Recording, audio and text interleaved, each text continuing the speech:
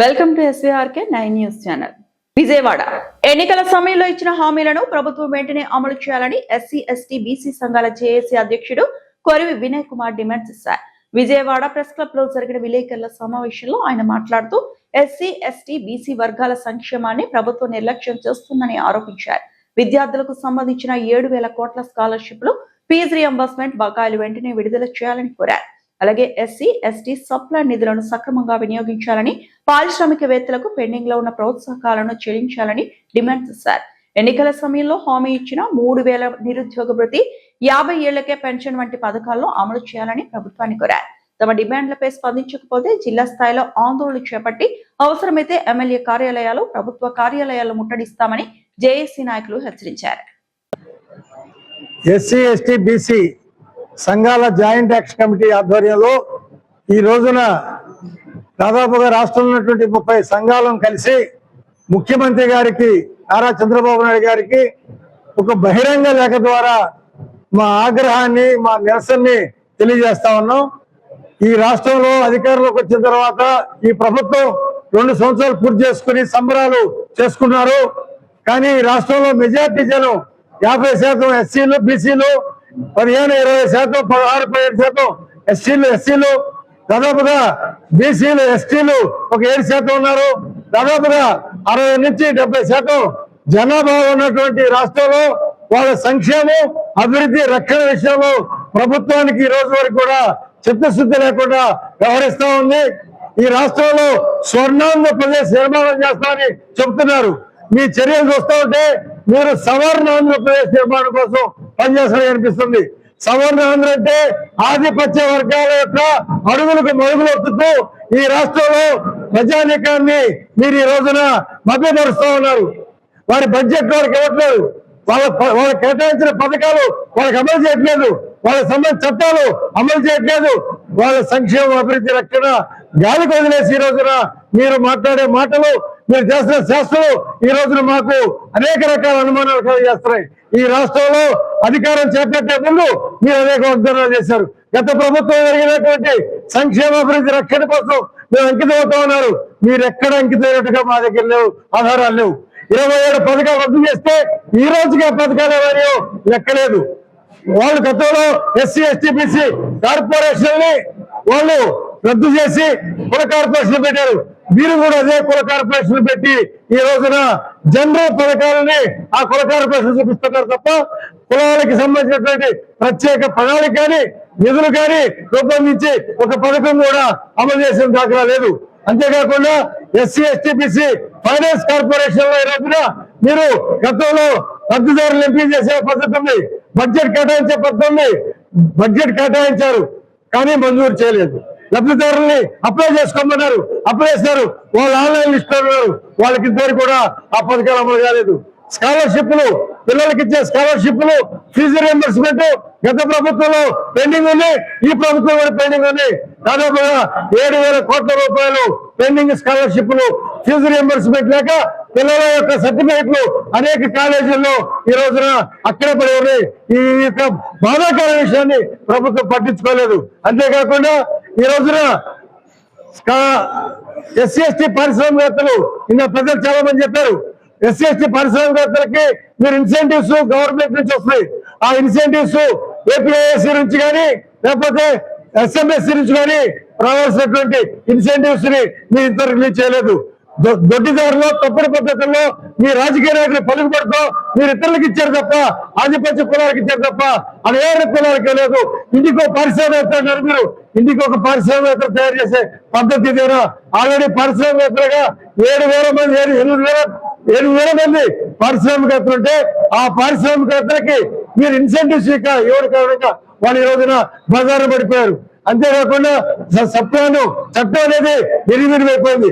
SC ST sub plan చట్టం ఈ రోజున అమలు కావటం లేదు.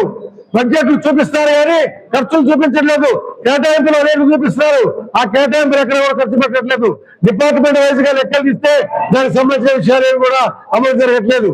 అంతేకాకుండా ఈ రోజున ఎస్సీ ఎస్టీ పిఓ యాక్ట్ ఉంది, హైపవర్ కమిటీకి మీరు చైర్మన్. ముఖ్యమంత్రి గారు ప్రతి 6 నెలలకు ఒకసారి సమావేశం జరగాలి, కానీ 2 నెలలకు ఒక సమావేశం కూడా జరగలేదు. కమిటీ కూడా కాన్స్టిట్యూట్ కాలేదు. నియోజకవర్గ జిల్లా స్థాయిలో కమిటీలు లేవు, మండల స్థాయి కమిటీలు లేవు. ఈ రోజున పోలీసులు ఇష్టారాజ్యం వివరిస్తున్నారు, పార్టీకి అప్లై చేస్తున్నారు. దళిత పిల్లల్ని మీరు రౌడీ షీట్లు అనే పేరుతోటి వాళ్ళ మీద తప్పుడు కేసులు పనిచేస్తున్నారు. ఈ రకమైన పద్ధతిలో ఎస్సీ ఎస్టీ చట్టాన్ని నిర్వీర్యపరుస్తున్నటువంటి సందర్భం ఉంది.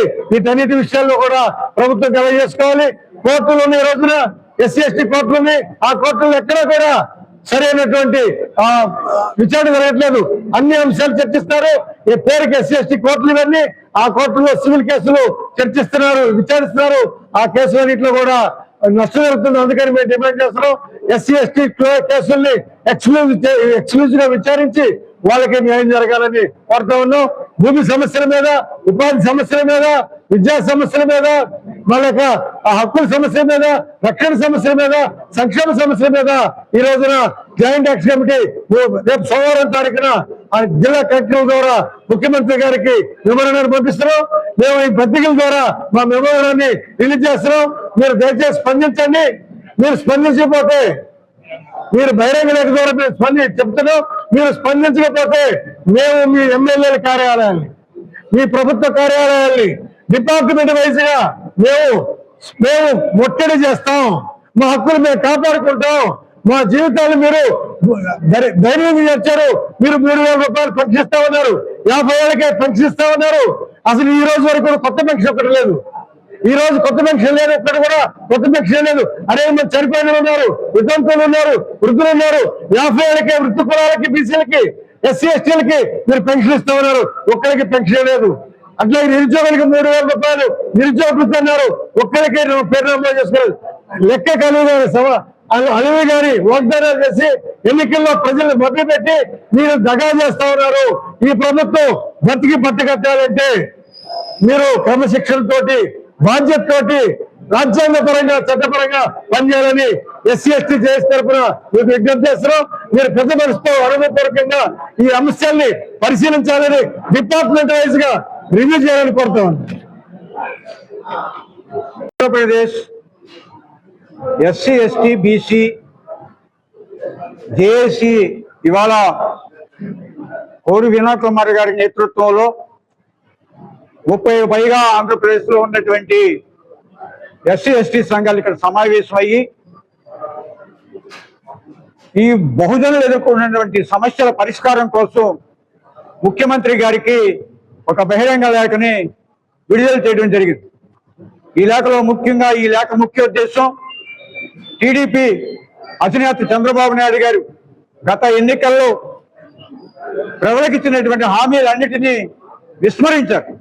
ముఖ్యంగా వారు 50 ఏళ్ళకే ఎస్సీ ఎస్టీలకు పింఛనన్నారు, రద్దు చేసినటువంటి గత ప్రభుత్వం రద్దు చేసిన పథకాలన్నిటినీ పునరుద్ధరిస్తామని చెప్పారు.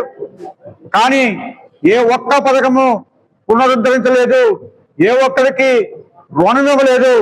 పైగా గత ప్రభుత్వంలో జరిగినటువంటి ఎస్సీల మీద జరిగినటువంటి, ఎస్టీల మీద జరిగినటువంటి అత్యాచారాలు నినాదాలుగా మార్చుకుని గద్దెనెక్కి ఇవాళ అదే అత్యాచారాలని కొనసాగిస్తున్నారు. ఇవాళ దళితుల మీద దాడులు పెరిగాయి.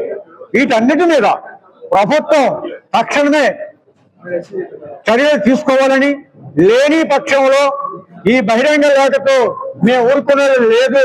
రానున్న రోజుల్లో ఈ అంశాల మీద రాష్ట్ర వ్యాపిత ఉద్యమాన్ని నిర్మించి ప్రభుత్వం మీద తీవ్రమైన ఒత్తిడి తెస్తామని చెప్పి హెచ్చరిస్తూ మరొక విషయాన్ని మీ ద్వారా ప్రభుత్వానికి చెప్పదలుచుకున్నాం. అయ్యా, మీరు ప్రభుత్వం ప్రవేశపెట్టిన సంక్షేమ పథకాలు చాలా ఉన్నాయని చెప్పి ఇంటింటికి కూటమి అని మీరు వెళ్ళబోతా ఉన్నారు.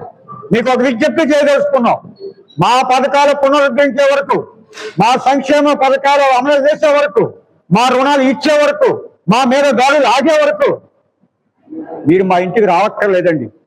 మీరు మా ఇంటికి రావద్దు. మీరు అన్ని చేసిన తర్వాత మాత్రమే ఇంటింటికి పథకంలో భాగంగా ఎస్సీ ఎస్టీ బీసీల ఇళ్ళకెళ్తే మీకు ఆధారం ఉంటుంది తప్ప, లేకపోతే మిమ్మల్ని తిరస్కరిస్తారని చెప్పి ప్రభుత్వాన్ని హెచ్చరిస్తున్నాం.